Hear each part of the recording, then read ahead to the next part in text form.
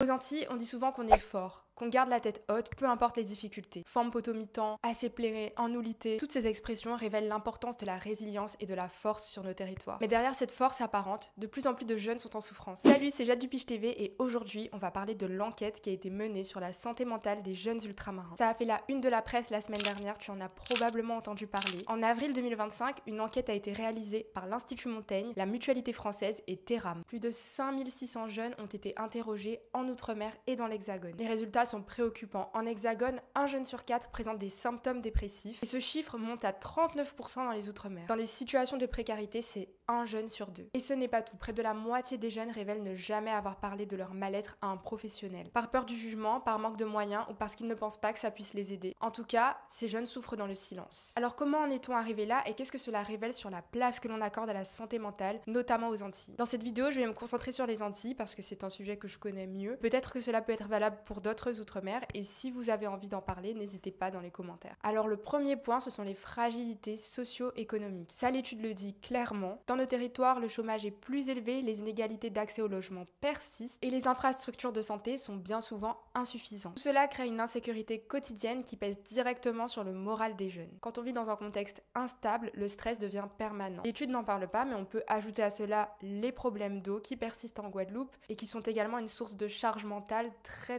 forte. La deuxième cause potentielle, c'est le poids culturel. Ça, l'étude n'en parle pas, mais la santé mentale ici n'est pas vraiment une priorité. On nous a appris à tenir bon, à encaisser sans se plaindre et à continuer à sourire même quand ça ne va pas. Ça part d'une bonne intention, mais ça ne permet pas d'apprendre à réguler ses émotions. Cette mentalité vient de loin, de l'esclavage, où la survie passait par la force apparente, par la dignité affichée malgré la douleur. Et aujourd'hui, beaucoup pensent encore que consulter un psy n'est pas forcément de notre culture. Résultat, la souffrance est soit cachée, soit minimisée, soit banalisée. Une troisième cause possible, ce sont les traumas générationnels. Ça, l'étude n'en parle pas non plus, mais c'est une clé importante de compréhension. Un trauma générationnel, c'est une blessure psychologique qui est vécue par une génération et transmise aux suivantes. Par exemple, les blessures et les humiliations vécues pendant l'esclavage ont laissé des traces profondes. La méfiance, le silence, la peur du regard des autres ou encore la peur de montrer ses faiblesses. Même sans les avoir vécues directement, on hérite de ces blessures par les récits, les comportements, les attitudes de nos familles. Et ces blessures du passé continuent de nous façonner aujourd'hui. La santé mentale est encore tabou aux Antilles, mais la faire taire, ce n'est pas ce qui va l'effacer. Reconnaître l'importance de la santé mentale, de nos blessures du passé qui impactent le présent, aussi transformer notre héritage en force. Je vous invite à aller consulter cette étude qui est disponible sur le site de l'Institut Montaigne. Je pense que pour une prochaine étude, ce qui serait intéressant, c'est de se concentrer vraiment sur les facteurs culturels au-delà des facteurs socio-économiques parce que notre histoire a façonné qui nous sommes. Je vous invite à me donner votre avis en commentaire et moi je vous dis à la semaine prochaine pour un prochain décryptage.